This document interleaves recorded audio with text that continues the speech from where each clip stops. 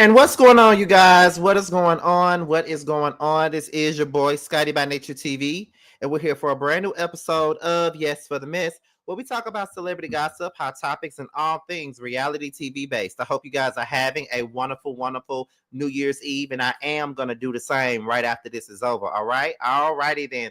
So before we get into anything, let me let you guys know what we got coming up, as I always do. On tomorrow, we'll be back for roast and review. Okay, it'll be me, T, and Josiah. We'll be here on my platform tomorrow at 8:30. So make sure you guys tune in.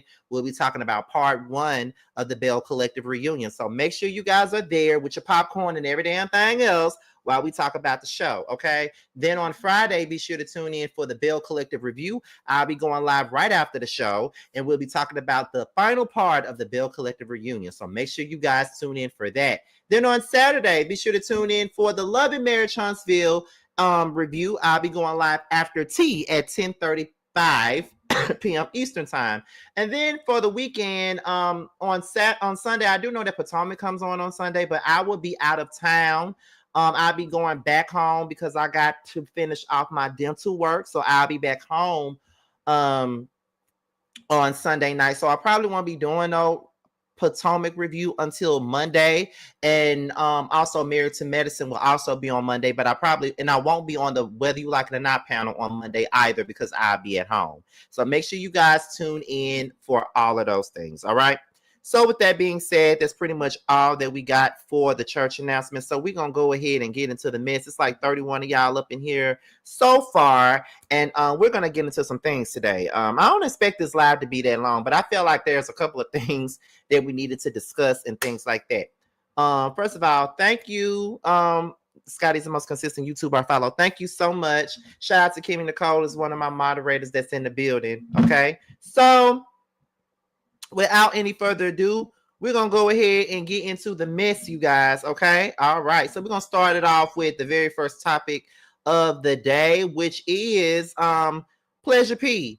Now, Pleasure P has some things to say as far as what he did for Lil Wayne, and he also put his former group mate, Slick 'em High, on blast about doing hard drugs, okay? So we're going to go ahead and get into that real quick. And then once we get done with that, I'm going to give my opinions and then we're going to move on. But let's go ahead and get into what he had to say about Lil Wayne. Let's go ahead and talk about that real quick.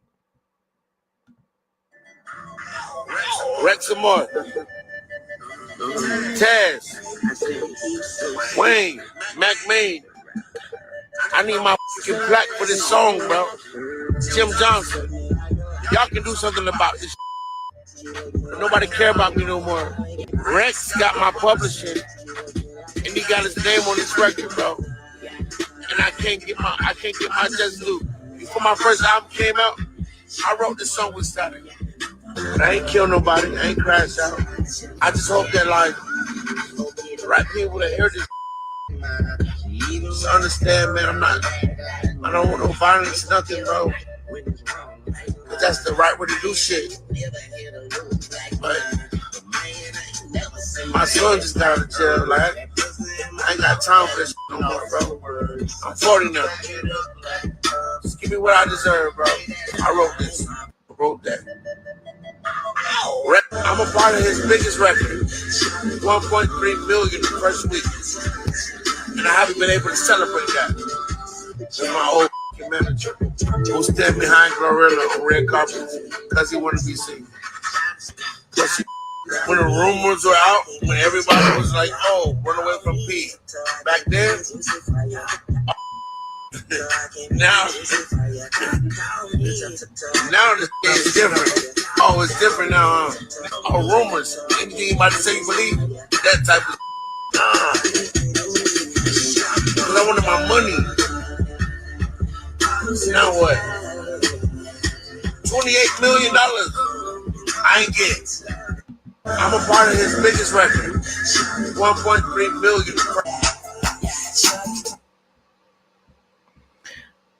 Okay, so as you all can see, these are the credited writers for the record Lollipop.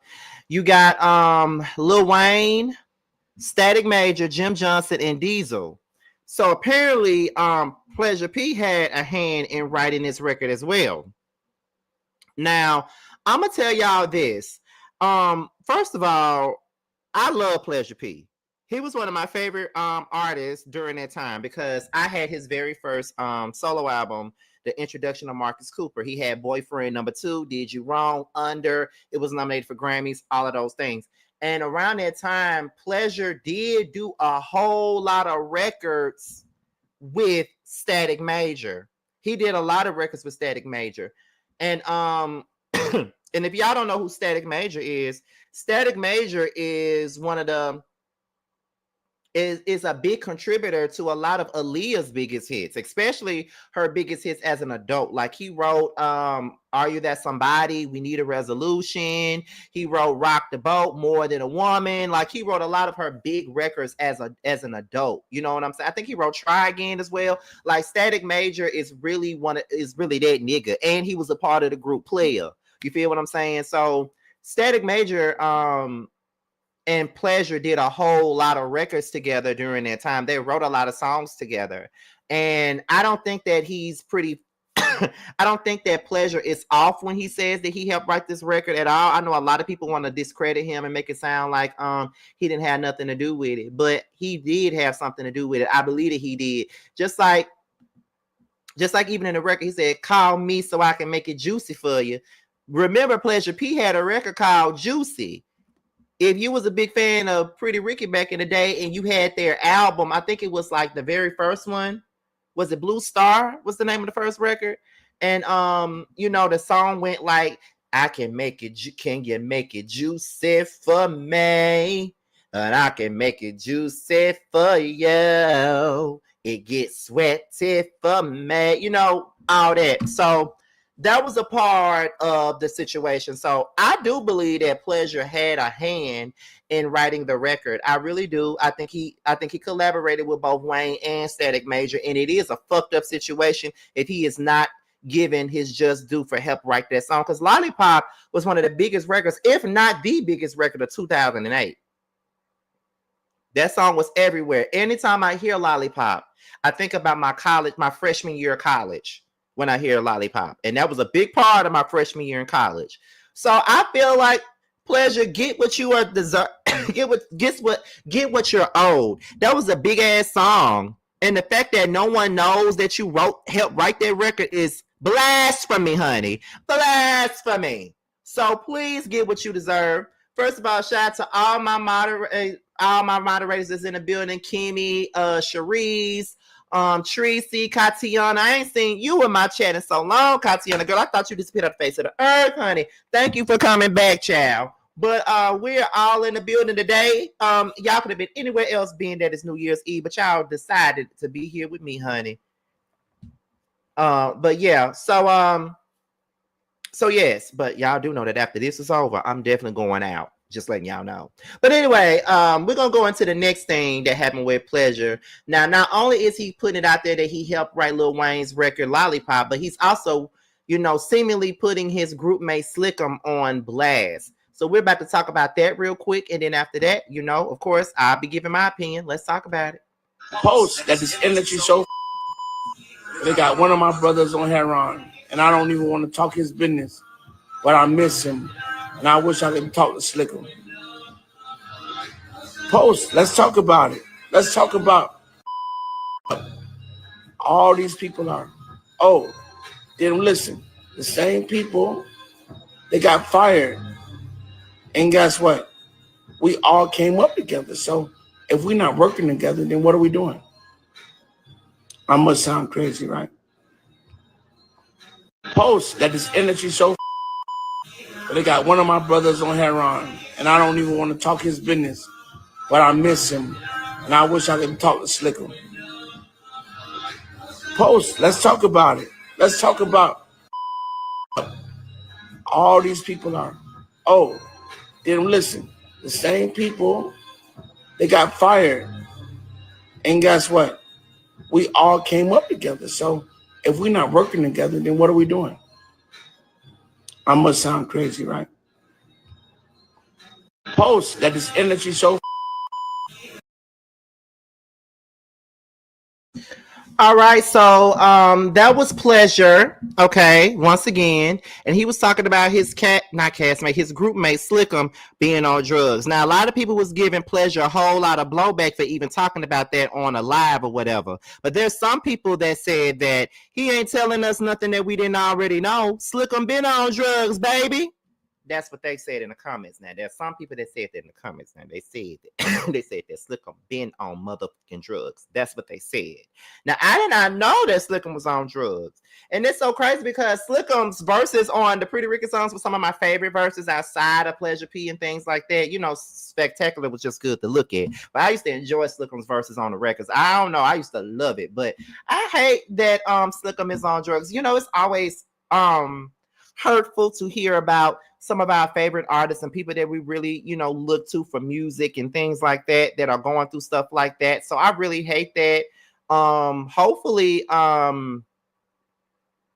there's a way that we could hopefully there is a way that he can come out of that situation. But I do know that when you on hard drugs like that, sometimes it's very hard to even come out of that situation and just be on a better note sometimes. Sometimes it's hard. And I just hope that he, you know, is able to get things where it needs to be. You know, I really hope so. You feel what I'm saying? So I'm here. I'm here for him getting better. But shout out to Pretty Ricky. There'll never be another, honey, because Blue Stars and Late Night Special, classics. Okay, high school gems. Okay, Blue Stars came out when I was in the 10th grade. And Late Night Special came out when I was in the 12th grade, baby. So, absolutely, honey. Absolutely. Love me some Pretty Ricky. So, we're going to move on to the very next topic, okay? And that is this dumbass Slim Thug, okay? Now, Slim Thug is not even known for being in music anymore. He's known for going live saying stupid shit. Slim Thug says that black people need to stop blaming white people and making excuses in 2025. So what we're going to do is we're going to get into the dumb shit that he said that we know is dumb. And then we're going to come right back. Let's get into it. We can't blame white folks no more. We gotta let that go. Them people, that wasn't even these people. That was some people before them. So at the end of the day, everybody showed us they can do it from scratch. So we can't be waiting on nobody to give us nothing. Everybody just got to do it. No matter where you come from. You got to do it from scratch. I ain't had shit and look at me now. So if I could have did it, you could have did it now. We got to stop making excuses. Stop waiting on motherfuckers. We got to take advantage of this shit. We got to be happy on purpose, doing shit that make us happy. It's 2025. We can't blame white folks no more. We got to let that go, kid. Them people, that wasn't even these people. That was some people before them. So at the end of the day, everybody showed us they can do it from scratch. So we can't be waiting on nobody to give us nothing. Everybody just got to do it. No matter where you come from. You got to do it from scratch. I ain't had shit and look at me now. So if I could have did it, you could have did it now. We got to stop making excuses. Stop waiting on motherfuckers. We got to take advantage of this shit. We got to be happy on purpose, doing shit that make us happy. It's 2020. It's 2025, and I want you to let go of that damn goatee that you got. He's so stupid. Can I just tell y'all how stupid this motherfucker is? You're stupid. You're stupid. And I've never seen somebody that lives to get on social media just to say some stupid ass shit. Do you get off on saying dumb shit? Like, for real, do you get off on it? Like, do you enjoy saying stupid shit? Do you like to be in the blogs just for saying dumb shit? I need for you to stop and moisten that fucking beard that you got, because you always saying something dumb all the time. Like, for you to just get on, like, I just wish you should shut the hell up sometime. Like, you always getting on here saying dumbass shit and always thinking that you saying something smart when you dumb as fuck. Like, you ain't even got no fucking career. Like, everybody who knew you for rapping, we don't even know you for rapping anymore. What we know you for, what we do know, is that you get your dumb ass on social media all the time, and you're always saying some stupid shit all the time. That's what we know you for. And I guess that's what you want to be known for as a controversial one, but it ain't working for you, bitch. You sound fucking stupid. Racism is very much a part of why Black people can't make it or get along. You know what I mean? Like it is a big part of it. Like, you don't even realize, like, for you to be so stupid. Well, I can't say for you to be so stupid. You're dumb because you don't even know anything about systematic racism and stuff like that. You don't even realize that the rates of, you know, Black oppression and things like that, and Black maternal death rates and all that stuff that goes on in healthcare, and how Black communities have lack of funding and how they can't get ahead because people rather, you know, give money to the wider communities or the nicer communities, but not the communities that really need it. So for you to be sitting up here saying this stupid ass shit, talking about stop blaming white people, we need to blame whoever had you for you being here. Because you're one of those people that didn't deserve no air to breathe. Shut the fuck up. If you're going to talk about it, talk about it. Racism is still alive and well, bitch. Where you been? Racism is still alive and well. Racism is a part of a lot of things these days. Yeah, it's 2025. It ain't 1975. It ain't 1965. Yeah, we do have a little bit more leeway than we did in years past. But even now, it's still racism. Passive aggressive racism. It's a lot of things that keep us from getting ahead because of the other race. You know that though, but you want to be stupid and be different and be a different ass bitch. You sound stupid. You sound dumb. Nothing that you say ever makes sense anyway. I liked you better when you was a little chunky and you wore cornrows to the back. And you was, you know, nothing but a Klingon to Paul Wall and Mike Jones. I liked you better then. And when you was dating LaToya Luckett, I liked you better then. But now you done lost a little bit of weight, and you done grew this wild ass beard, and now you want to sit your ass on social media and say stupid ass shit. But you know, stop waiting. Yeah, you the type of niggas that want to be edgy and shit and all that other stuff. So you go ahead with your edgy ass, you know, do that, you know. But just know that we don't care about shit you talking about. Shut the fuck up. That's what I need from you. I don't need no understanding. I just need for you to just shut the fuck up. That's what we need. For real. Anyway, moving on. Joe Budden. Let's talk about Joe Budden today. Now,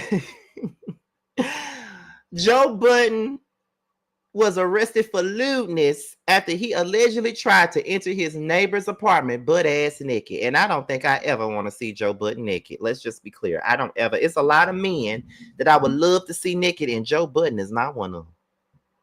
I just want y'all to be clear on that. He's not a person that I want to see in the nude at all. And I'm pretty sure y'all don't want to see his ass in the nude either.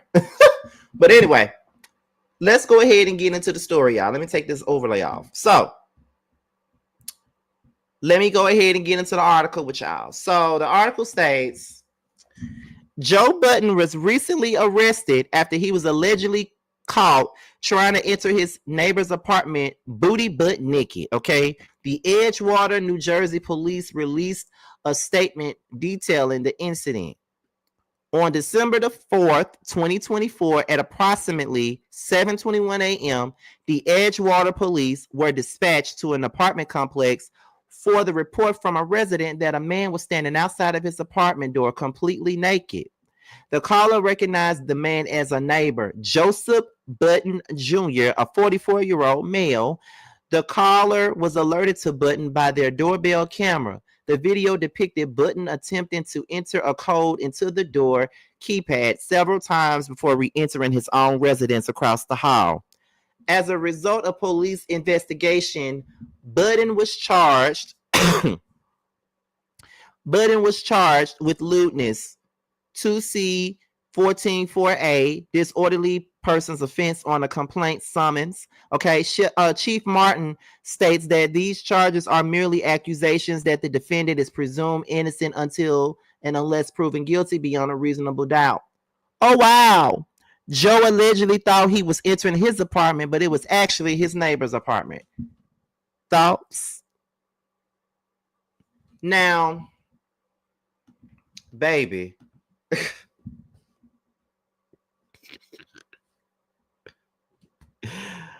What's really going on with you, Joe Budden? Now, from what I saw in the comments, because I don't really look at Joe Budden's podcast all the time. You know, I don't. Be honest, I don't.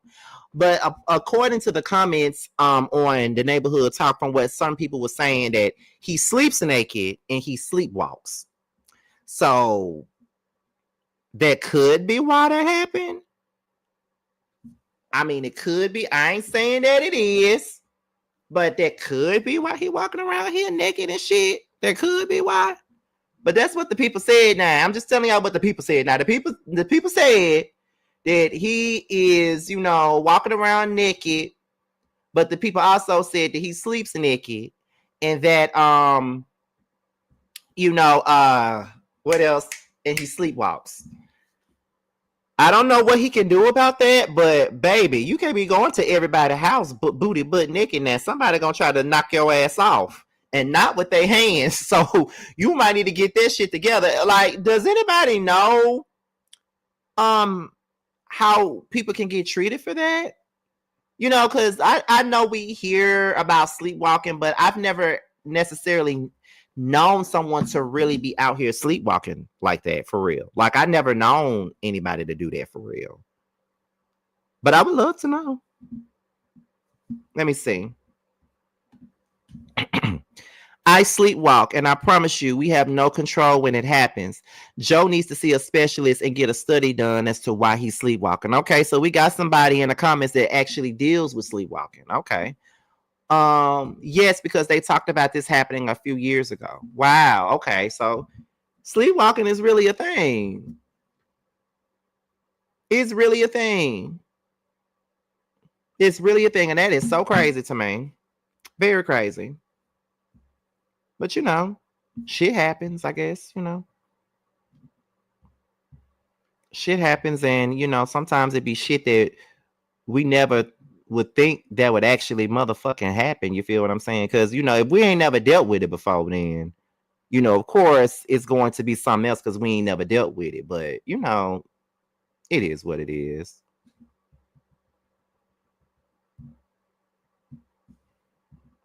It is what it is, though. That's crazy.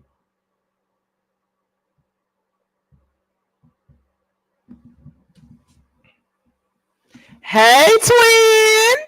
I ain't never seen you in my comments. Hey. That's gotta be, yeah, it gotta be scary, honey. It got to be scary because you sleepwalking and you don't know that you sleepwalking and you ain't got no control over sleepwalking. Like, that's some crazy ass shit. And I don't know how that shit works, but baby, I just feel as though that shit crazy. That shit real motherfucking crazy. But Joe Budden, go see a specialist or something, baby boy. Go do that. Now, we're finna move on to the next thing. Let's talk about these dummies, right? Child, look, I'm over it. I'm over it. In the words of Candy Burris, baby, I'm over it. So, I don't know if y'all know or not, but Mia and Ink, apparently Mia and Ink is not a thing. Apparently they're no longer a thing, baby. But according to the streets, Mia and Gordon got back together, and her and Ink have unfollowed each other on social media. This is a picture that they just took. Mia posted it on social media saying, "New year, new beginnings. Cheers to living life to the fullest. Mom and Dad, New Year's Eve 2025. I am so tired of Mia. I'm so sick of Mia. I'm so irritated with Mia. I need for her to get the fuck on. She's doing everything she can to keep a motherfucking check. And what she don't realize and what she should know is that we don't want her ass on this motherfucking show no more. So, girl, get your... But really, we never wanted her on the show. So, I'm going to need for her to get the fuck on. Get the fuck on, motherfucker. Seriously, get on. And my thing is, Teresa, you said the exact same thing I was about to say. Why are we in this goddamn group chat, baby? I don't want to be in this group chat no more. I don't want to be in it no more. We don't really care. Like, first of all, you are one of the people that I would get rid of right away, honey. You're declassing the show. You've been declassing the motherfucking show. You declassing the show. And I'm going to need for you to know that. You doing everything you can for that first seat. And your styrofoam cup face ass probably gonna get that first seat at this damn reunion. But I'm gonna need for you to stop it with your damn shenanigans, baby. I'm gonna need for you to stop it with the motherfucking shenanigans. I'm sick of you. And honestly, as much as I've been taking up for Gordon during this whole damn season, I'm starting to believe that your little rusty ass is a part of this whole operation that Mia ass got going on. All you motherfuckers faking. All of y'all are doing this shit just for the sake of a storyline, and we don't want it. So I really hope that this contrived ass motherfucker gets off this goddamn show. I'm sick of it. I'm sick of it. I'm so sick of her motherfucking ass. I'm sick of this coffee cup chin ass motherfucker. I'm sick of her. She do way too much, and I'm tired of it. And it's the fact that people are really going up for Mia and her mess. And I'm just like, girl, why y'all going up for this shit? Why the fuck y'all going up for it? I don't understand. I don't understand. I don't get it. I don't understand why anybody even cares about what she got going on. I mean, after Ink is like Ink looking like a goddamn beetle bug, like what the fuck? She want to be Lyrica Anderson so bad. She got a husband and a side nigga. She lit. She want to be Lyrica so bad, and baby, you can't even be her ass. You can't even be Lyrica. Baby, I'm going to need for you to sit back and shut the hell up. That's what I'm going to need for you to do, child. It ain't working for you. It's just not working for you. It's not. It's not. So, baby, I'm going to need for you to go on about your business and just do the most somewhere else. Like, go join a Love the Hip Hop Maryland or something, because that's exactly what this shit is giving, and I'm sick of it. And at this point, this is the reason why I'm not really enjoying Potomac like that, because she's on there. She does nothing but contrive and do a bunch of crazy shit just for the sake of having a storyline. And it's getting redundant, and I'm tired of it. Moving on to the next. Anyway, so next up is Miss Ashlee Braxton. Now, if you don't know who Ashlee Braxton is the niece of Tony, Trina, Tamar, Tracy, Tawanda, all of them. She really looked like Tawanda on this picture, by the way. She does look like her. Ashlee came out and told her story about how one of her aunties stopped talking to her when one of their men allegedly got inappropriate with her when she was a teenager. And a lot of people are pointing the finger at Trina and Gabe now. A lot of people pointing the finger at them too. But we're about to go ahead and get into it, y'all. Let's talk about it.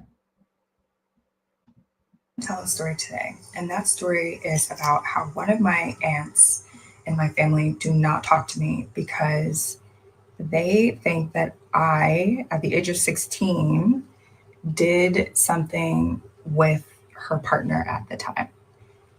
And I have been a nervous wreck to talk about something like this and to tell this story. A, because of my family. B, because I don't want people, it's not to hurt people to tell my story. But at the same time, I've been working through this so much in therapy. And this is something that goes way deep to my core in terms of worthiness and how I feel about myself. And it's been such a journey. And it's that moment of my life where I have to fully confront it and face it and talk about it, but talk about it because I also want to shed light for the women and the men and anybody who has gone through something like this, where you were underage and something in that sort of manner happened in terms of that sort of word of abuse. And I feel like I have to be careful with what I'm saying here because I don't want to be banned from talking about these situations, but also we kind of have to talk about it. I'm also not very good at storytelling, and I'm new to all this, and I'm also trying to get ready at the same time and tell a story. And I feel like the story is quite complicated and detailed, so like bear with me here. But yeah, so one of my aunts does not talk to me because I guess she felt like I did something with her partner at that time. And nothing happened, but I'm going to try to tell the story quickly and also not name any names. And so I was with this aunt for the summer with my sister, and I can't remember how much time had passed since we were there in the summer for a little bit of time to when we got home. And when I think it was my stepmother was going through my phone and she found this conversation, this sort of conversation. And she showed it to my dad, and my dad called that aunt and we spoke about it and we talked about it a little bit. And I remember just a lot of emotions, was a lot going on. I was 16 at the time and I'm 32 now. I had to think about it. I'm 32 now. And so, oh my God, it's been 16 years. This is wild. Anyway, okay. So yeah, my aunt was there for me. She was very kind and very nice. Was like, I'm so sorry that this happened to you, blah, blah, blah, blah. And not blah, blah, blah, but she was very kind and it just felt like safe, you know? But then as the years had gone by, it's like that mood and that assumption that I didn't do anything because I was a child was not that assumption anymore. And it boggled my mind because it was like, wait, but if it happened or if it was true, then that would make him, you know, and like, you're okay with that? Like that's what you would like to hear? And I will just never forget how when I got older, I just realized that I really had to take the time and go back to that part of my life and understand how much feeling of like I didn't matter, that I was unworthy. It just felt like love from my family was just cut off and gone. And you're like, but wait, that guy? And it made it even worse because it was like, wait, this guy that was doing this to you on TV? And like, it's kind of cohorts in the same spirit of what was happening. Not in the same cohorts, in the same spirit, but like, you know,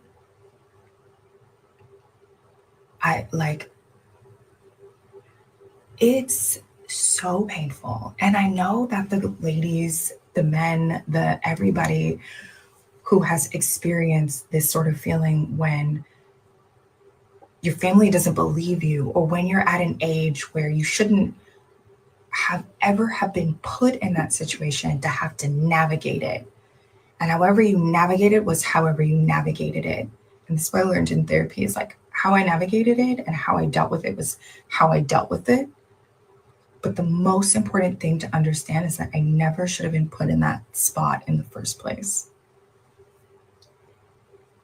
And I think that's the devastating part, is that you realize that you didn't ask for that. You know, I did not ask for that. No matter what, I didn't ask for that. So I'm just wondering what other people who have gone through this, how they decided to handle this sort of situation. How did you go about telling your truth? And how do you tell your truth in a way that honors you? And I think the reason why I'm addressing it now so much is because I'm getting older. And if I want to have kids, and especially if I want to have girls, like I don't want to still be in that space and place and in that situation and just even having to deal with it, you know? And so next year I'm planning to go to the US and I'm planning to like confront a lot of things because my sister passed away. Like I've just I fled the country because I was needing to save my own self and my own life. And when I say all of this, this is not a dig to my family member because it's really sad that she also was put in that situation of having to deal and having to handle. That's not her. Like, I don't wish that upon anyone either. Do you know? There's sympathy there. But there's also so many other aspects of it when you're a child and you're like denied a voice. It's pretty much been like a lifelong battle for me. So it's been a journey, but I appreciate spaces like this where I feel like if I talk about it on social media and I just felt like, I don't know, like I just felt like TikTok was the space and the place to talk about it. And it felt right and it just felt accepted in this community. And so if you've ever been that person, I just want to hear from you. I want to know that you're okay. I want to ask you what sort of work you've done for yourself to get better. Like what sorts of things are you doing to make sure that you heal? And I'm so happy that I'm getting to a place where I'm healing so that then I have the heart and the courage to go heal somebody else, that next person. And not only that, but my aunt as well, you know? So this has not been an easy journey. And I hope that I'm not annihilated on this platform. But I do just, I don't know, like, I love you all and thank you. And if you've ever been that person who's been silenced, like so much love to you. And you're an amazing person. And don't let anybody, because that's easier said than done. But wait, I'm going to go to part 2. Okay, I'm back. Sorry. Okay, so this is part 2 of my aunt doesn't talk to me because she thinks that I did something with her partner. And if you watched part 1, you could probably understand what's happening. And like I hope it is not replaying. Is this replaying? Because I just don't want to be like, I just don't want people to be rude because this happens to people where they've experienced some sort of abuse and then someone's told them that it hasn't happened or that it's their fault or like they've just completely silenced them. And this is something that I really honestly sometimes thought was only, or that it was really big in the African American community where we just sweep things under the rug. But then as I like have now lived in Europe for 10 years and I've traveled the world, it happens across the world, which makes it even more important to talk about because a lot of people are going through this, but they're not allowed to say, or they're embarrassed, or they just feel like it's not something that they can even talk about. So for me, it was difficult because I realized that my aunt was starting to feel this way that I initiated or that it was I'm a part of the problem to blame. And I was saying before that I never should have been put in that situation as a kid at all, ever, especially when there's an adult involved. But yeah, okay, I was saying that this happens around the world. And I was asking the people who have gone through something like this to start sharing their stories and to start talking about it, because I don't feel like we talk about it enough. And I have a lot of friends who have opened up to me who told me that the same things or that has happened to them. And I hate that we can bond about something like that, but at the same time, I'm so grateful that I can give them a space and a place that they also have a voice, because losing your voice about it is no fun. So I wanted to know how you guys were, or how you handled it, or like how you dealt with it in your life. And I think I'm getting older. I'm ready to have kids soon. Like, I can't be going through this anymore. And so I essentially left the US in 2014 and I went to Paris, and I was there for about 4, almost 5 years. And I'm so irritated at myself because I left right before I was supposed to get my my citizenship there. But anyway, and now I'm here in Barcelona, Spain. And I've been in Europe for almost like 9 years now. And this subject has just come up for me and my therapy. And I'm addressing it and I'm talking about it and I'm shedding light on it and I'm shedding awareness on it. And I just want to encourage other people to share your story and to find love and to find self-love for yourself and for everyone else involved, and just know and understand that it's not your fault. And I know that you did not ask life to give you this, because that's like another weird misconception. It's like, I feel like people are like, you asked for it. Like, why would I ask for that? It doesn't make any sense.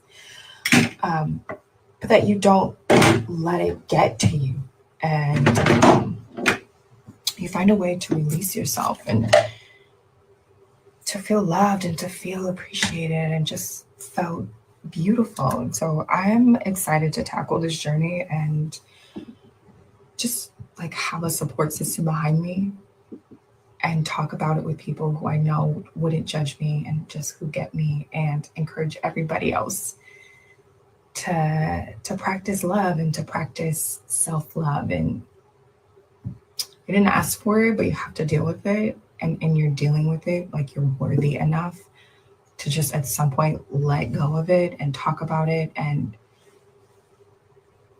like love yourself. I think one of the most important things that I've done since I've moved to Europe and figured out who I am as a person and let go of maybe what I internally pressured myself to what I thought I needed to be was to find my own, was to find my own values of life. And I feel like, hold on one second. Anyway, I feel like I did that and I made my own values for myself, and I'm gonna grow with my family. Okay, so I want to tell a story today, and that story is about how one of my aunts in my family do not talk to me because they... Okay, so I think we're good now. So first things first, I think that it's sad that allegedly it was Trina. Let's just say that. I'm just gonna be honest. That's what the people say now. Allegedly it was Trina. I think that it's sad that her own auntie would turn her back on her just because of that situation. If you want to come at anybody, you should have came at your nasty ass, perverted ass husband. That's who you should have been talking to. That's who you should have been talking to, man. That's who you should have been talking to. I find that to be very crazy. And this is one of the reasons why I never just said nothing about anything that ever happened to me, because people won't believe you. Like, you see people day in and day out, and people have folks that do inappropriate things to them. People get violated, all those types of things, and people never feel compelled to speak out about the situation. No one ever feels compelled to speak about their situation. And it's only because of the fact that they don't want to be shunned, and they don't want people to be in disbelief. You know what I mean? And then sometimes when you tell them, you get shunned, you get thrown out, you get thrown away. And people want to judge her for talking about this shit. But talking about this shit is really the healing process if you really want to be real about the situation. Some people write songs about it. Some people write books about it. Some people do videos about it. Some people go on social media about it. You got to do whatever you can. Some people go to therapy for it. You have to do what you got to do to get through your healing process. And that's just the basis of the goddamn situation. And fuck whoever make you feel any kind of way about anything that you got going on, Ashlee. And the fact that her ass had to leave the fucking states, move all the way overseas to get away from the bullshit, that goes to show you how horrible that shit was for her. This girl left and went all the way across the water and never came back because of this situation. Them Braxtons, they got a lot to hold up for. Too much going on. Them doing that Braxton Family Value show was the worst thing they could have done. Because they wanted to get up here and pretend like they was the all-American family, the most perfect family in the world. But baby, all these bones that's falling out their damn closet. Okay? And Trina, the people saying that it was you. And I'm going to tell you just like this. You was besides Tracy, you was my favorite. My head itching. You was my favorite out of all of them. One of my favorites, next to Tracy, out of all of them. So for you to be the one with your Canadian sounding ass, girl, bye. But shout out to Ashlee Braxton. I'm not mad at her for telling her story, girl. Get your healing. Do whatever you got to do. Now, this is the last topic of the day. And you know, after this last topic, I got to give y'all my thoughts. And then I'm going to be out of here because I'm going to go out. Okay, so here we are. We're going to talk about Royce Reed, Dwight Howard, and Amy Luciani. Okay. Now, Royston came out and said that she got some things to say. And we're going to go in on what she had to say. She gonna open up about her relationship with him. She gonna open up about how she was forced to do things that she didn't want to do, and how he abused their son, and how her son was alienated by Dwight's oldest brother. Let's go ahead and get into it, y'all. My life changed beginning July 31st, 2004 to now. I had a baby by Superman. July 31st, 2004, I was at the movies at Downtown Disney with two of my friends. When three male figures walk in, one looking to be about an inch away from being a midget, the other very skinny and he had a bad acne problem, and another one who was extremely tall. As they come over to the concession stand, we are greeted with, "Y'all in my book." Our response was, "What book?" He goes, "My yearbook." I then respond, "No, sweetie, I'm grown." He goes, "No, my magic book. Y'all used to dance with the magic." Oh, yes. He's like, "I'm the rookie." Oh, hey. That's how that went. Okay. And he was talking about, oh, y'all not dancing this year, that we left them with the Lion King. Like it was a bunch of niceties and goofiness. And that was it. He still had braces. It was nothing. So we go to see The Notebook, and they go to see something that I used to think was Transformers, but it was something along those lines. I don't know. Maybe iRobot. I don't know. Anyway, about 10-20 minutes into our movie, I go to the bathroom because I am now in a full-blown argument with my then boyfriend, who is breaking up with me because he is swearing that I'm at the movies with a dude. Very insecure, and it was just an ongoing thing with us. So we broke up that day, and I was devastated because I got dumped. Anyway, walk out the bathroom, and Superman is sitting there on the bench. And He goes, no, I should never make you cry like that. Okay, thank you.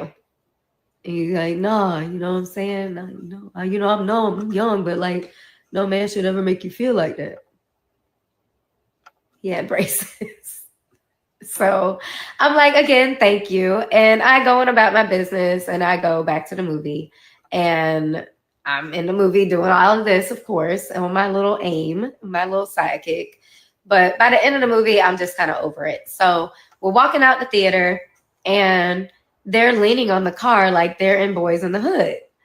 So we're walking across the street and his cousin comes up to me, which is the one with the acne problem. And he goes, hey, you know, my cousin trying to holler at you. And I was like, well, why is your cousin not over here? So he calls him over. And yes, we exchanged numbers. And yes, it probably was because, not even probably, it was because I was trying to make my now ex jealous. Whatever. So his first text to me was, hey, this is real name, the tall guy. So if you've ever seen me put TG on something or like heard about that nickname, that's where that came from. So anyway, fast forward, 2 months go by and I have not gone out with him. I haven't really said too much to him outside of like AIM and, you know, T-mail. So I was just being an asshole. Well, realizing that my relationship is now over for real. My dad is like, well, why not just go and like hang out? You know, he's like, you don't have to like do anything. He's like, but just hang out, you know, have like some male companionship. Not like that, but just someone to hang out with and have fun that enjoys doing like goofy shit like me. We decided that we're going to go to the movies at Festival Bay, but it was a man and his son. And the son ran up to me and was like, oh my God, you're a magic dancer. And I'm like, yeah, you know, I am. That never happens, y'all. People don't know the magic dancers here. Like, no, for real. People don't know the magic dancers at all. So I was like taken aback and he asked if he could take a picture. He pulls out a real camera and he takes a picture. After that day, there was a shift. I started getting invited to promos, to fashion shows, to theme parks, like, you know, team events. I was everywhere. And I had stated a few times that I was thinking about going back to dance and he was against it. So I did a brand ambassador tour with Cherry Vanilla Dr. Pepper, came back and I said, I've made up my mind. Like, I'm doing this. And was he being supportive of things that I was doing? Yes. He was at the fashion shows that I did with Gaucher. Yes, that Gaucher. Hey, girl. He was coming to my parties. I mean, he was around. So I'm not going to say like he wasn't doing anything. He was. But I wanted my career. I went back. The team took me back, knowing what our history was. I danced that year. The next year, I said I wanted to go to Miami. I said I wanted to dance for the Heat. That was my dream team, either there or the Dallas Cowboys. And both of those he was completely against, and I had no idea why. He would offer like our suggestions for other teams, but never those two. Just completely against anything in Texas and Miami. Now you'll know why. I auditioned for the team. I make it. Yay me. And after a couple weeks, there's a couple girls that are just treating me weird, and I didn't know why. Well, I ended up finding out that he had cheated on me with one of my teammates who used to live in Texas, but now was coming to the Heat. And he had been trying to get both of us to not say anything. Anyway, broke up with him and was trying to live my best life, y'all. Really was, right? And I ended up getting in an argument with one of my best friends on the team that you all know as Super Black Girl, Tracy. Got in an argument with her, so I was suspended for 2 weeks. So I went to Mexico with my DJ friend. And we had time of our life, whatever, came back and my phone is blowing up, my little sidekick. And it's him. And I'm asking for advice from my DJ friend. And he's like, hey, just go and talk to him. Just see what he got to say. You know, just hear him out. Like, maybe he really is sorry. Okay. I go to the hotel. And at first he wasn't in there because he was at like team meetings. But then he comes in. And we're in there and we're talking and he's pleading his case and asking for forgiveness, talking about how much he loves me and that he'll never do it again, that I'm the one for him, I'm perfect this, perfect that, all these things, y'all. And I said I would think about it. I said, I'll talk to you later. So I walked to the room, or I walked to the door, and he pulls me back with my arm, and he's like, well, can I at least have a hug? Sure. That hug turned into kissing and touching and our child being conceived. I did not know I was pregnant until about a little over a month later when I was in practice. And after practice, I go to Walgreens and I buy a pregnancy test and I take it home, take the test, call my brothers and girlfriend, wait for the results. And when I see them, I start bawling. I literally lost it. I saw my entire career just disappear. And I was devastated. I called my mom in the same state of mind. She's losing it. She's freaking out. Until I finally tell her, like, I'm pregnant. She goes, oh, I thought you killed somebody. That's how hard I was crying. She asked me if I had told him. And I said, I've been texting him. I've been texting his cousin. I've been texting his best friend. And nobody was responding. And I said, Mom, I cannot be a mother. And I said, please help me. Like, I cannot be a mom. I'm not ready to be a mother. And she was like, well, you're going to have to tell your dad. So for 2 days, I waited for a response. And when I finally got one, the response was, I was asleep. I responded, for 2 days, you just played a game in Milwaukee last night. And then he responded, I thought you were on birth control. This is my story about how my life changed beginning July 31st. Hey, y'all, it's Royce. And this is my story about how my life changed beginning July 31st, 2004 to now, all because I had a baby by Superman, part 2. We left off with, I thought you were on birth control. I'd like for it to be noted that I had not been on birth control our entire relationship. He was very aware, and also as to why he was not against it. Also, I'd like for it to be noted that there was no attempt to pull out that particular day, whereas in the past, he would move so fast that he would run into the dresser drawers. So let's continue. About a week went on, and there was a little bit of communication, and the communication was regarding terminating the pregnancy. I was told that he would help me. I just needed to get to Orlando, and we would do it there. I said, okay, not a problem. Just know it has to be a quick turnaround because I have to get back to work and I can't let my parents know.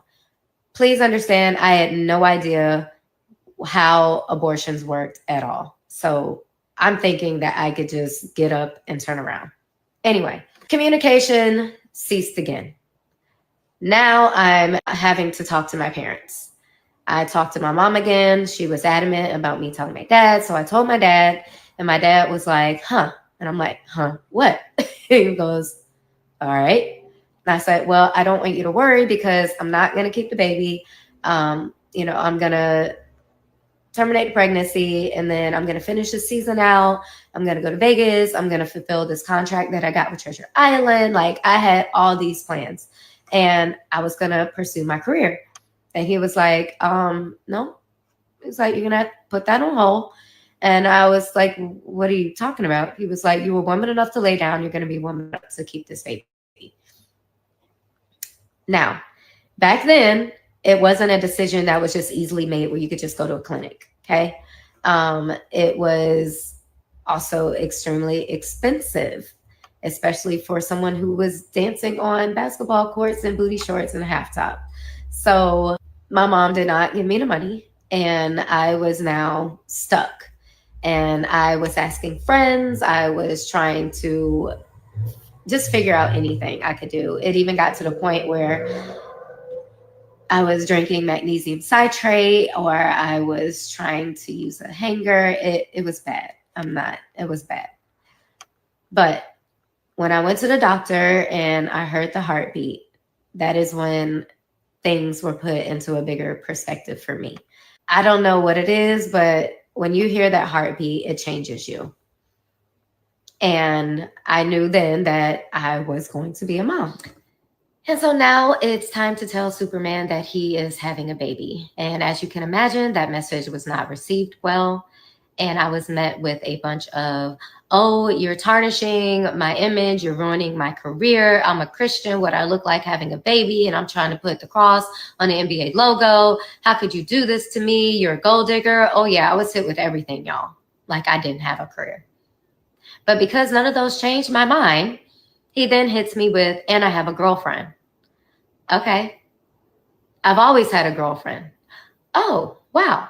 Okay. So now I'm realizing, y'all, that not only is this person a completely different person than I thought he was, but I've realized that he is a master manipulator and he will do any and everything to get exactly what he wants. I didn't fall for it. And because I didn't fall for it, I was then met with hell on earth.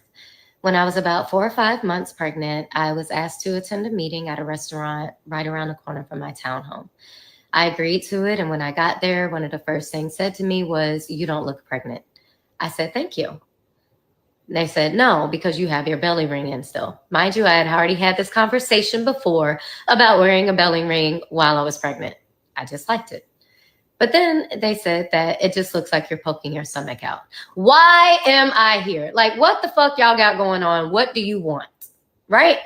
We sit down, and in this meeting is his manager, his cousin, himself. I am then offered money. I'm asking what the money is for. I'm thinking that maybe it's to help me with my pregnancy. No. I was asked to move away and say that this baby was not his. Twice. I declined. They got angry. I was then approached by the team office and they wanted me to come in and have a sit-down conversation and do a prenatal paternity test. My doctor said absolutely not. Therefore, I said no, it was dangerous. And once the baby came, I was not opposed to doing so. For the next couple months, I got ready for a baby shower. I got ready with my baby registry. And every time I did anything, I was met with false accusations. I was threatened with the baby registry. I was told to take his name off of there. And I did. For the baby shower invitations, I was told to take the name off of there. So I did. But I still was getting threatened. I was still receiving anonymous messages on MySpace and Twitter. And I didn't know what to do. Around early November, I started having really bad complications with my pregnancy. And I was put on bed rest. I didn't listen, but I was put on bed rest. As hard as it was to sit still, it was something that I knew I needed to do because I could tell something was wrong. On November 16th, I had a doctor's appointment and my doctor was like, "You need to go to the hospital and they need to put you on a monitor. Stop letting them tell you that you're dehydrated." I said, "Okay, cool." We go to the hospital. They still don't put me on the monitor and I'm just over it and I go home. Around 3:33 that next morning, November 16th, I woke up to excruciating pain. I threw something down the stairs. My brother came up who had been staying with me, told him I needed to go to the hospital. We go to the hospital. They finally put me on a monitor and they're like, "Oh my gosh, you're having contractions for real." No shit. They say that they're going to admit me. I said, "Until how long?" They said, "Until you have this baby." Oh, cool. Tell my mom everything. This is also during Classic Weekend. 54 and a half hours, I was in labor and my child was delivered via C-section. They knew the day that I went into the hospital, they knew the complications I was having. They knew that the child's heart rate had been dropping and not one person cared. Not one person responded to that at all. But when they found out that the baby was born, an immediate message came through to my mother asking for a picture. I said, "Send the picture." She sent the picture and the response was, "Oh, that's my grandbaby." To me, all babies look alike when they're born, so whatever, but hey, go off. I was thinking that maybe that was going to be a start to something better, but it was actually the gateway to hell. For the next 3 days, I stayed in the hospital, and not one time did I receive a visit from him or anyone in his family, but his girlfriend actually did stop by unannounced and uninvited with a bag of bibs talking about we needed to speak. I said, no, we don't. Asked her to leave, and she left. It was cool. Well, a few days later, I was discharged from the hospital the day before Thanksgiving, actually. And on Thanksgiving, we go to my cousin's every single year who stayed right around the corner from him. He kept saying that he was going to come by, that he was around the corner, that he was about to ring the doorbell. All these things, kept saying that he was coming by. Y'all, he never showed up. We then ended up taking a paternity test at a neutral location, even though the team had asked me to take it at their offices. And I said, hell no, because I don't trust them. We took it at a neutral location. The results came back on Christmas Eve. He acted like he was excited, wanted to see the baby the next day, Christmas. I said, cool. Christmas comes. He's like, who all over there? And he wanted to see him by himself. I said, absolutely not. I'm not telling my family to leave. They're my support system. So they stayed. He comes in. He's with his cousin. His cousin is taking all these pictures. I'm not taking pictures. His cousin's taking pictures. Next thing we know, a few days later, these pictures that his cousin has taken, one in particular where he's laying on the sofa and our child is on his shoulder, has now gone, like, I guess back then, viral. And everybody now knows that Superman has a baby. Hey, y'all. It's Royce. Hey, y'all. It's Royce. And I'm back again to tell you about how my life changed beginning July 31st, 2004. And still now, all because I had a baby by Superman, part 3. We are now in January of 2008, and I am at my cousin's house, the same cousin that stays around the corner from him.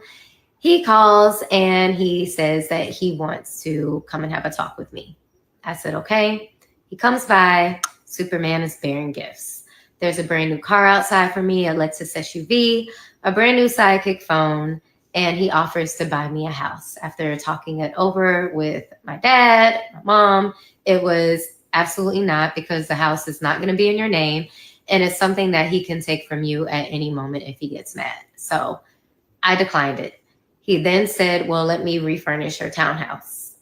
Okay. I was not asked about any type of furniture.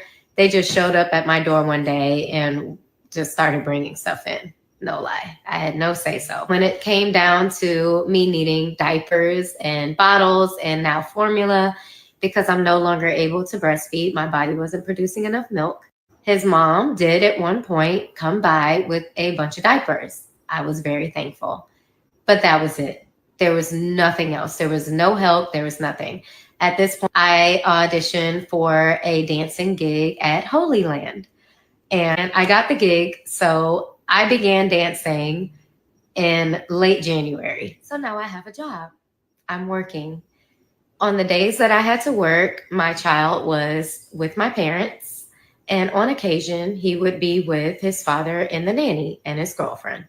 Well, there were days where he would come home from seeing or spending time with his father, and he would be very colicky, throwing up, like sick. I mean, fevers, would have to take him to the doctor. It was a lot. That relationship he was in ended. I find out later on that the reason my child was returned super colicky, sick, throwing up, all these things, only to then be told it was because they were purposely giving him food that was opposite of what he was eating. I would pack a bag and I would have it listed of what he should be eating for lunch, for dinner, all these things. And he was intentionally given the opposite. So when he would be returned home, he was sick, colicky, throwing up, having to go to the hospital. When I confronted the situation, I was told that that was a lie and that it was only done because they thought I was trying to micromanage, and they decided that they were just going to give him whatever they wanted to give him. Okay. I let it go, y'all. Now, again, we've had the birthday party. We've had our Christmas. Things seem to be going okay, right? We've now gone to mediation, and in mediation, we agreed to a child support number, and it was drastically, probably a third of what one of my attorneys was requesting. I said that I didn't want to seem like I was out for his money, so I was okay with the amount that was given. Totally fine. Moving forward, I start dating. Now all of a sudden it's, I think we should make this work. This is your first kid. This is, my first kid. Let's make this work. Now, this is where I could probably be stupid. Well, I was dumb. I saw family. And I am a very forgiving person. If you know anything about me, I forgive way too much. So we decided to work on a relationship. Crazy, right? But we did. Almost immediately, I regretted it. I was forced to do things sexually that I did not necessarily agree with. But because I wasn't that experienced, I thought it was normal. And I never complained about it. I just felt like this was me experiencing things that maybe he has experienced and I have not. That's when things started turning verbally and physically and also mentally abusive. I was told that I was stupid. I was told that nobody would ever want me. I was told that everybody here loved him and hated me. And how does it feel to have my hometown turn on me? I better not ever leave him. If I left him ever, he would make my life a living hell.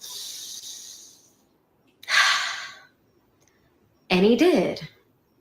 There were days that I would be at his home and I was threatened with a knife, and then it was laughed off. But when the knife was in my face, it was, I could kill you right now and get away with it because I could claim self-defense and they would believe me and not you because who are you?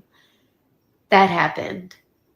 He came to my house one day to pick up our child, and because I did not have a bag packed or orange Trident gum or soda in my refrigerator, he followed me into our child's closet and he grabbed me and he pushed me to the floor and said, in the future, I better have his bag waiting. I then left. I go out into the family room and I'm telling his best friend, the one that's an inch away from being a little person.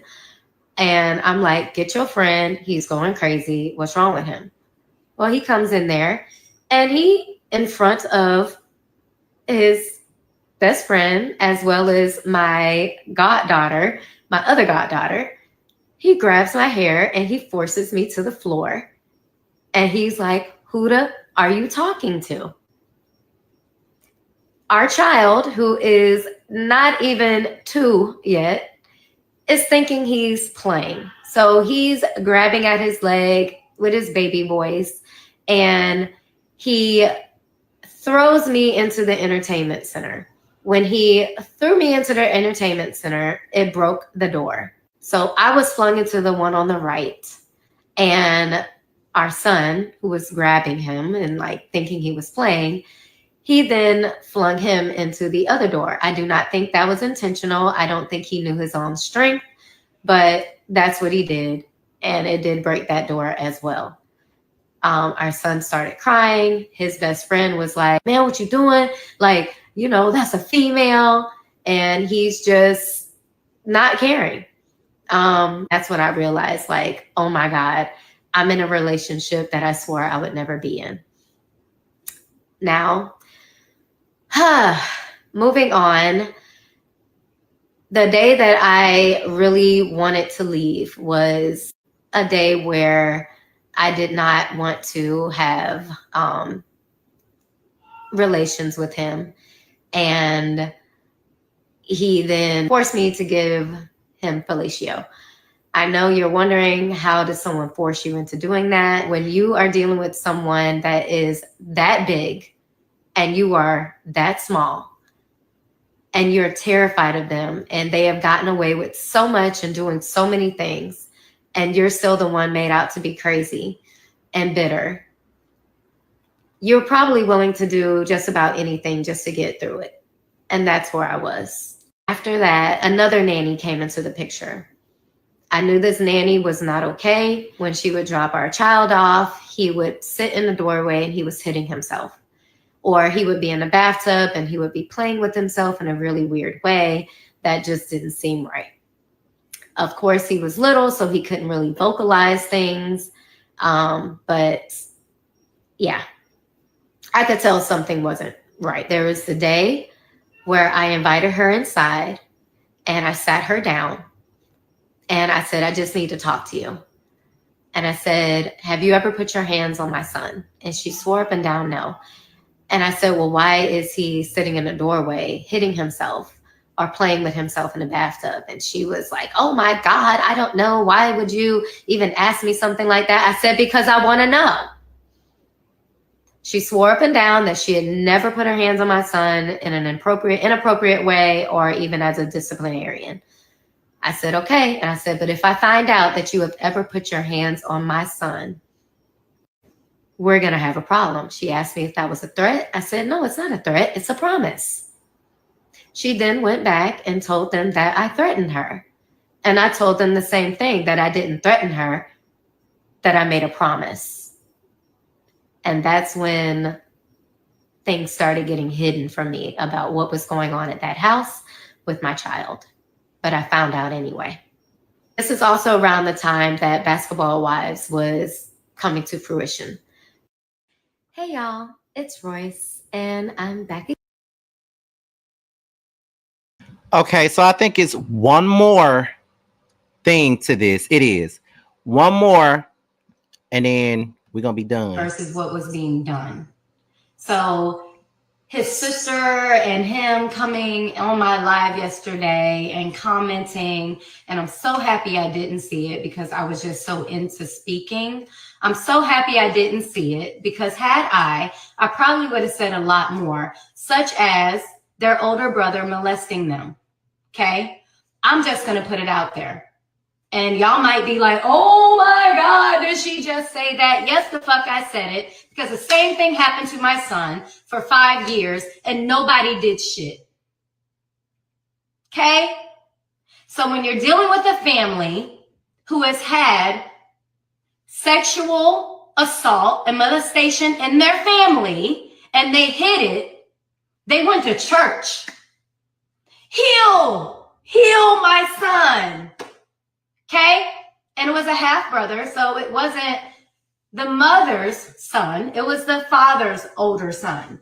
But finding out about all this stuff, and I've heard it before, but I didn't hear it necessarily in depth when he was crying on my shoulder about things that had happened to him and his sister.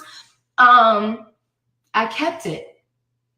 But then when it started happening more and more and more, and now you're trying to basically be quiet and you're trying to act like it didn't happen. There was an entire interview that was done about this brother and how much he loved him and everything. You go on Google or you go on Bing or whatever these little search engines are, you don't see them shits. You don't see them at all.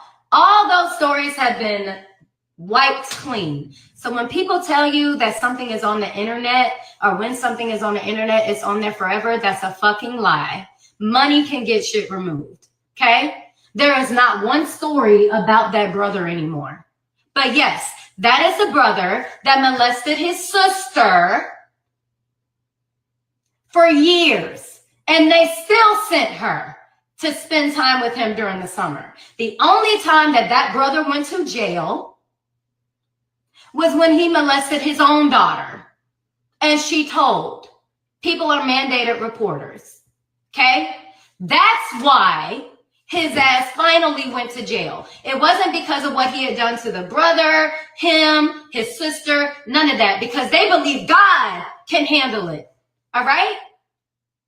So for 5.5 fucking years, my child was molested. And I knew it. I threatened the nanny. Well, let me not say threatened because like I said before, I promised her if I found out that she was doing something to my child, we're going to have a problem. When I found that out, what happened? I get ghosted, y'all. I now know nothing about what is going on in that house. And that's where I ended video 3. So I'm doing video 4 right now on live. All right. So let's talk about it. My child continued to come home. As he got older, he started stating certain things. Mind you, I am now in court because I'm refusing to let my child go over to his father's house. Wouldn't you, as a mother, if you know that your child is being touched, wouldn't you as a mother not allow your child to go somewhere regardless of what the fuck the system says? I'm pretty sure you would. But what y'all saw on the internet, what y'all saw in the blogs and on the news, who I thought was real. I always thought the news was real. I'm sure a lot of us did growing up. We thought if it's on Channel 9, Channel 2, WESH, what all these other shits are, they have to be telling the truth, right? No, they don't. They say whatever the fuck they want to say. Obviously, look who our president is, or y'all president. Anyway, moving on. After I made that threat, I was told very little about what was going on in the house. When I would call to check on my child, nobody would answer. There was an assistant there by the name of Mrs. R. I'm going to say Mrs. R because she really did try to help me. When I was telling her about how I felt, she was like, well, I don't trust her anyway because she's been caught on camera stealing clothes. Oh, but she's still the nanny. That's crazy to me. But anyway, cool. Let's move forward. My child is still being dropped off at home. And as I'm giving him baths, he's playing with himself. But in a way that's not like normal because I asked the doctor about it and I'm like, is he supposed to be doing this? I know like boys, you know, they get erections fast, but like, is it normal for them to do this, do that? And she's like, absolutely not. She's like, you need to start writing things down in a journal. Do I need to go get my journal? Do I need to go get my phones? Because I have all the emails of where I talked about this. But let's move on. We now go to court because I'm denying visitation. That's how it was put on the internet. That's how it was put in the news, that I am being taken to court again because I am unable to work with. I am not following the agreement that we have. I am just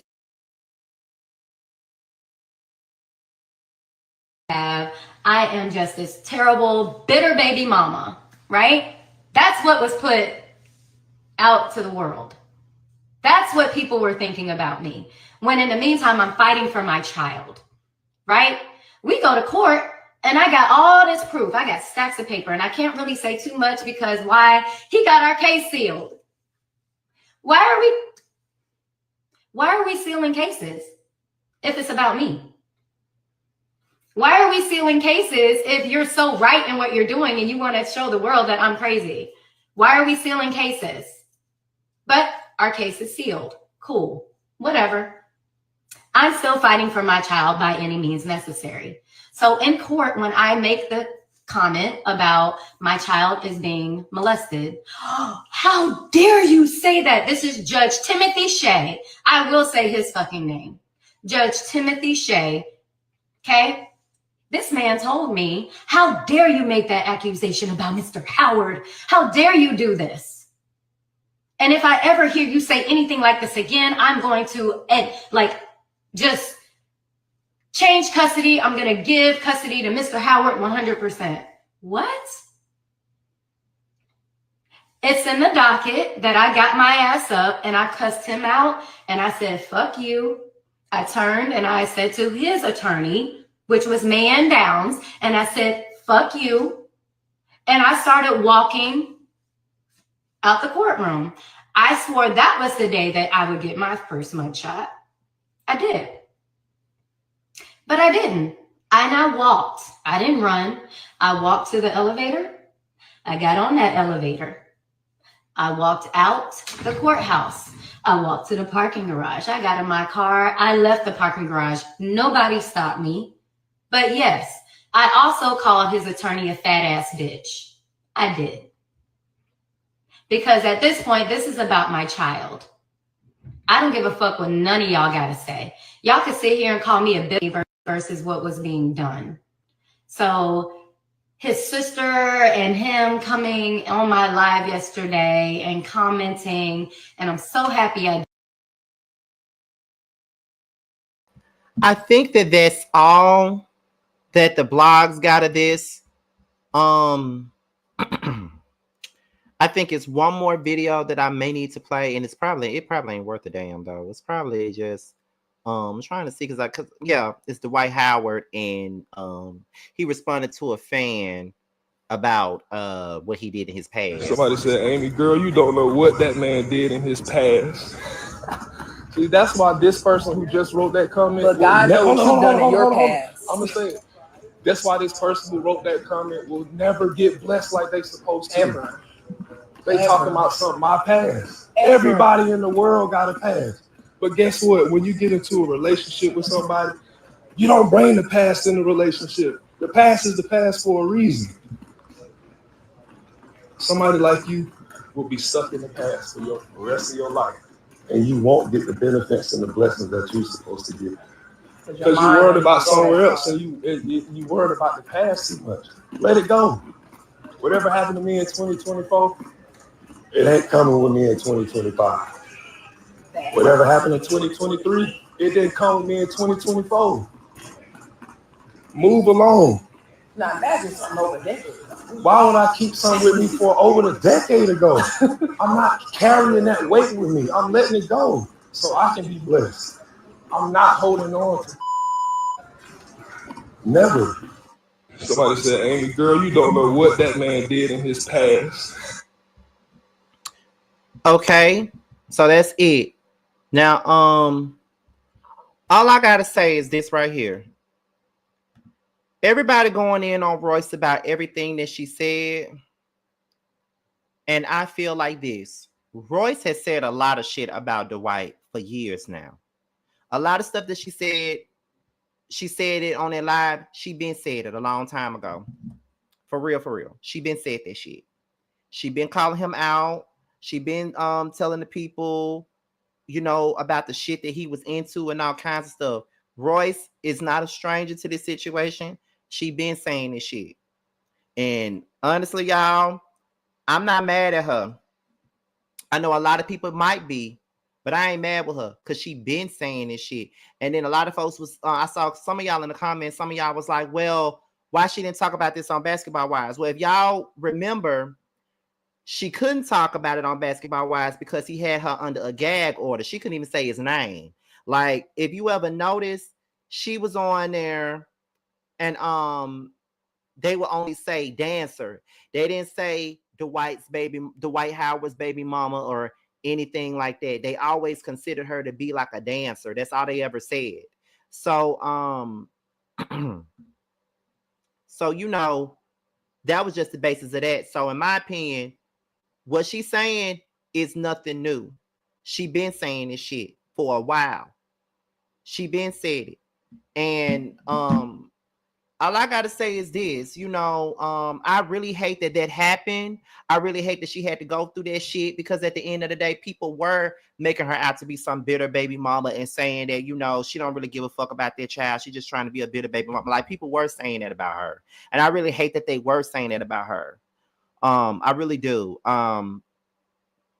It's crazy. And, I just think that she's speaking out of anger right now. She's probably speaking out of frustration because she's always been called a bitter baby mama. And Dwight didn't make it no better because he always made her out to be crazy. So, I'm not mad with her for telling her story. And of course, he's going to walk around and, not acknowledge this shit. Of course, he's not going to acknowledge a damn thing. Of course, he's not, because he already know what is given. And Amy, you a goddamn fool. You'll do anything for a look. And that's just that on that. You would do anything for a look. And that's okay. Do what you got to do for a look. But all I'm saying is, girl, be blessed. All y'all be blessed or whatever. You know what I mean? But that's it. I stand beside Royce. I don't care what nobody got to say about it. Like I know a lot of people are mad with her about the stuff that happened with her son and stuff like that, and I understand that. But when it come down to Dwight and everything that she went through with him, I stand firmly with Royce.